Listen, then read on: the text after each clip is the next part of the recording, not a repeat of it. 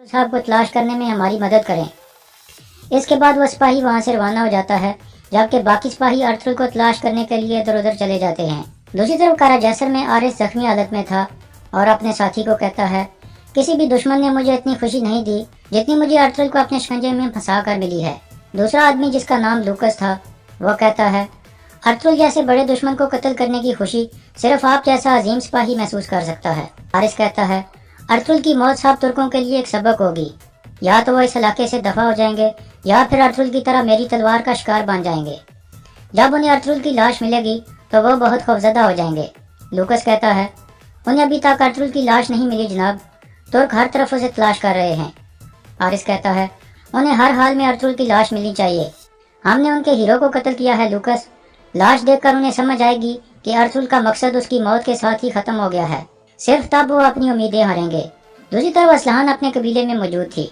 इतने में काई कबीले का सिपाही वहाँ पहुँचता है और उसे सारी सूरत हाल से आगाह करता है। असलान सुनकर परेशान हो जाती है और अपने सिपाही को कहती है, फौरन घोड़े तैयार करो, हम वहाँ जा रहे हैं।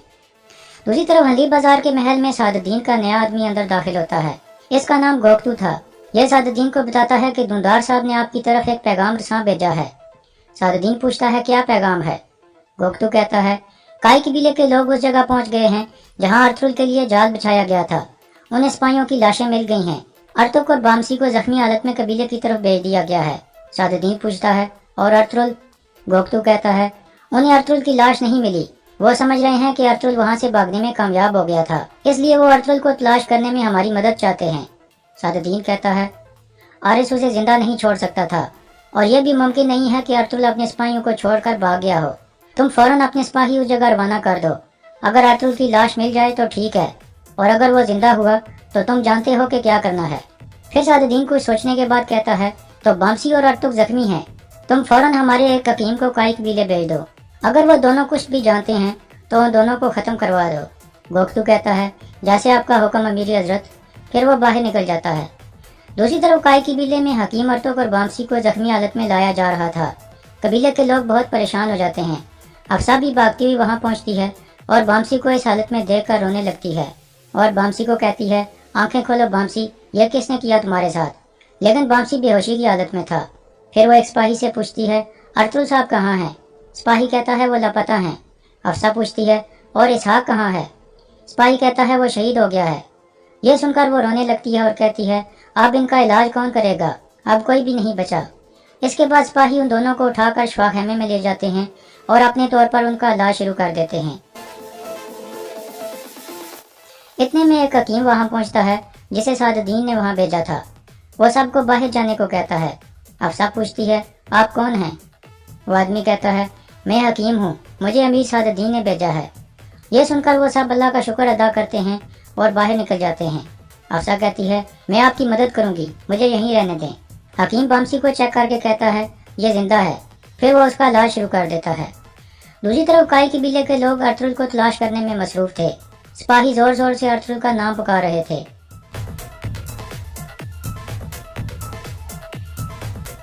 काई कबीले में हकीम ने बामसी के जख्मों पर पट्टी बांधकर खून रोक दिया था। इतने में बामसी अपनी आंखें खोल देता है। बामसी लगातार सरदार सरदार कह रहा था और फिर कहता है, सरदार मुझे माफ़ कर देना, मैं आपकी हिफाजत नहीं कर सका।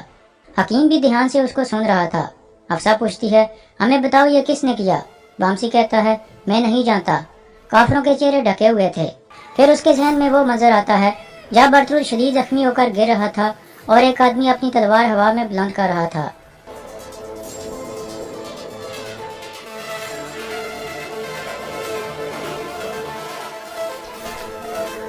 इस तरह बामसी ने आकर अर्थुल को उस आदमी से बचा लिया था और उस आदमी को जख्मी करके गिरा दिया था।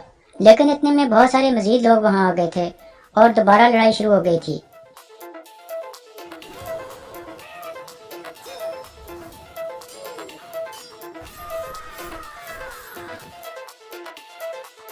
इस दौरान बामसी अर्थुल के पास पहुंच जाता है और सिपाहियों को बुलाने लगता है।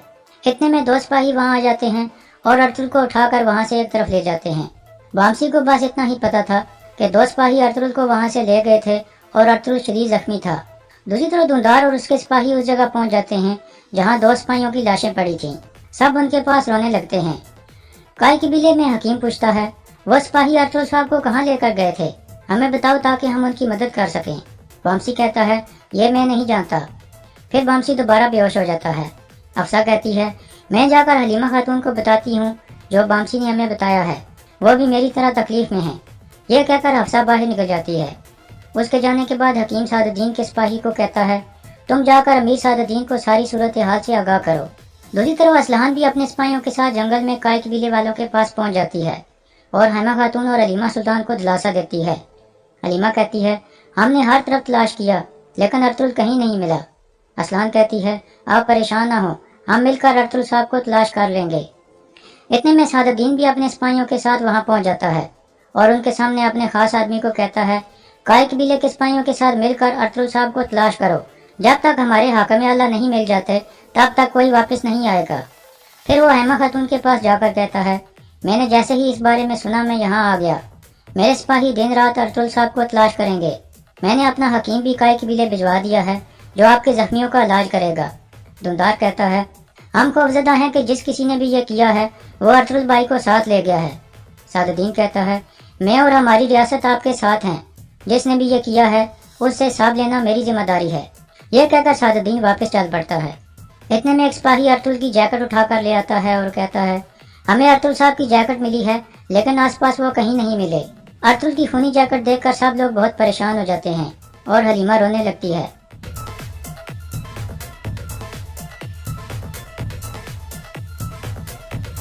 कारा जैसर में आरिस अपने सिपाहियों को अंदर बुलाता है और कहता है, हमने एक बड़े दुश्मन से छुटकारा हासिल कर लिया है।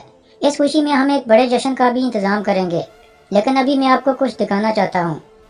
फिर दो सिपाही एक संदूक उठाकर अंदर दाखिल होते हैं और सबके सामने रख देते हैं।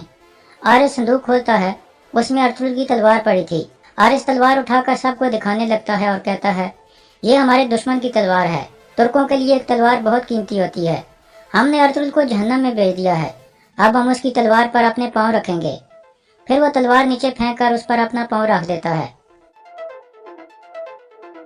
सब सिपाही कमांडर आरिस जिंदाबाद के नारे लगाने लगते हैं। फिर आरिस कहता है, इस तलवार की तरह हम तुर्कों को भी अपने कदमों तले रोन डालेंगे और उन्हें तबाह कर देंगे। फिर बाकी सिपाही भी अर्तुल की तलवार पर अपने पाँव रखने लगते हैं। इसके बाद रात का वक्त हो जाता है। अर्तुल की तलाश जारी थी। दुमदार कहता है, हम हर जगह की तलाशी लेंगे और सुबह होने तक तलाश जारी रखेंगे। अर्तुल भाई को तलाश किए बगैर हम वापस नहीं जाएंगे। हैमा खातून थक कर एक जगह खड़ी हो जाती हैं।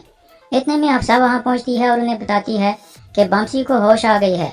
हैमा खातून कहती हैं, अल्लाह का शुक्र है, क्या उसने अर्तुल के बारे में कुछ बताया? हफ्सा कहती है, वामसी ने बताया है कि जिन लोगों ने हमला किया था उनके चेहरे ढके हुए थे और हमारे दो सिपाही अर्तुल साहब को वहां से निकाल कर एक तरफ ले गए थे। ये सुनकर हलीमा सख्त परेशान हो जाती है और रोते हुए कहती है, हमने जिन दो शहीद सिपाहियों को देखा, अगर वो हुए तो। हैमा खातून उसे दिलासा देती हैं और कहती हैं, हो सकता है उन्होंने अर्तुल को कहीं छुपा दिया हो और इसके बाद वो शहीद हुए हों। फिर दुमदार कहता है, तो फिर हमें उस जगह जाकर तलाशी करनी चाहिए जहाँ वो दो शहीद सिपाही मिले थे। इसके बाद वो सब उस तरफ चल पड़ते हैं। हनी बाजार में गोकटू अंदर जाकर सादुद्दीन को बताता है कि काय कबीले से हकीम ने खबर भिजवाई है। वामसी ने बताया है कि वो हमलावर डाकू थे और उनके चेहरे ढके हुए थे। वामसी ने उनके सरबराह को जख्मी कर दिया था और दो सिपाही अर्तुल को निकाल कर वहां से ले गए थे। सादुद्दीन कहता है, जब तक हमें अर्तुल मुर्दा या जिंदा नहीं मिल जाता हम सुकून से नहीं बैठ सकते। अपने आदमियों को कहो कि वो इस मामले को जल्द हल करें। ये सुनकर गोकटू बाहर निकल जाता है। दूसरी तरफ एक जगह सुल्तान अलाउद्दीन और उनके सिपाहियों के लिए खेमे बना दिए गए थे। तुर्गत भी अपने सिपाहियों के साथ वहां पहुंच चुका था। सुल्तान उसे अपने खेमे में बुलाकर कहते हैं, तुम्हारे कबीले से खबर आई है, रास्ते में अर्तुल साहब और उनके सिपाहियों के लिए एक जाल बिछाया गया था। तुर्गत पूछता है, किसने किया ऐसा? सुल्तान कहते हैं, इसका कुछ पता नहीं, लेकिन बदकिस्मती से बहुत से सिपाही शहीद हो गए हैं और दो आदमी जख्मी हालत में हैं। तुर्गत पूछता है, और अर्तुल साहब? सुल्तान कहते हैं, अर्तुल साहब लापता हैं। अब मैं तुम्हें हुक्म देता हूँ कि अपने सिपाहियों को साथ लेकर फौरन अपने कबीले जाओ और तहकीक करो और पता लगाओ कि क्या हुआ है और ये जाल किसने बिछाया था। जब तक तुम वापस नहीं आते तब तक मैं तुम्हारी जगह किसी और को सिपाहियों का कमांडर बना दूंगा। अब तुम जाओ और अर्तुल साहब को तलाश किए बगैर वापस मत आना। इसके बाद अगला दिन शुरू हो जाता है। अर्तुल की तलाश अभी तक जारी थी। इतने में एक सिपाही आकर हैमा खातून को बताता है कि हमें एक जली हुई लाश मिली है। ये सुनकर वो सब फौरन उस तरफ भागते हैं। कुछ देर में वो सब वहाँ पहुँच जाते हैं और उस जली हुई लाश को देखकर चौंक जाते हैं। आयमा खातून कहती हैं, ये अर्तुल नहीं हो सकता। फिर हलीमा और आयमा खातून लाश के पास बैठ जाती हैं। हलीमा उसके हाथ से अंगूठी उतारने लगती है तो आयमा खातून उसे रोक लेती हैं और खुद अंगूठी उतारने लगती हैं। उस वक्त अंगूठी एक अहम निशानी होती थी। फिर आयमा खातून अंगूठी उतार कर उसे साफ करने लगती हैं और उसे देखकर हैरान रह जाती हैं। वो अर्तुल की अंगूठी थी। यह देखकर वो रोने लगती हैं और वहाँ मौजूद सब लोग भी रोने लगते हैं और यही समझते हैं कि ये लाश अर्तुल की है। इस दौरान एक आदमी छुप कर उन्हें देख रहा था और फिर वहाँ से चला जाता है। कारा जैसल में लूकस अंदर आकर आरिस को बताता है कि हमारे आदमियों ने एक खबर भेजी है, अर्तुल की लाश मिल गई है। ये सुनकर आरिस एक कहका मारकर हंसता है और फिर कहता है, मैं हैरान हूँ कि वो अर्तुल की खून में डूबी हुई लाश को देखकर कैसे रोए होंगे। लूकस कहता है, जनाब, अर्तुल की लाश पर खून नहीं था, उसकी लाश जली हुई थी। आरिस हैरान होकर पूछता है, लाश किसने जलाई? लूकस कहता है, ये हम में से किसी ने नहीं किया, लेकिन आप परेशान ना हो, वो यकीनन अर्तुल की लाश है। काय कबीले के लोगों ने उसे पहचान लिया है।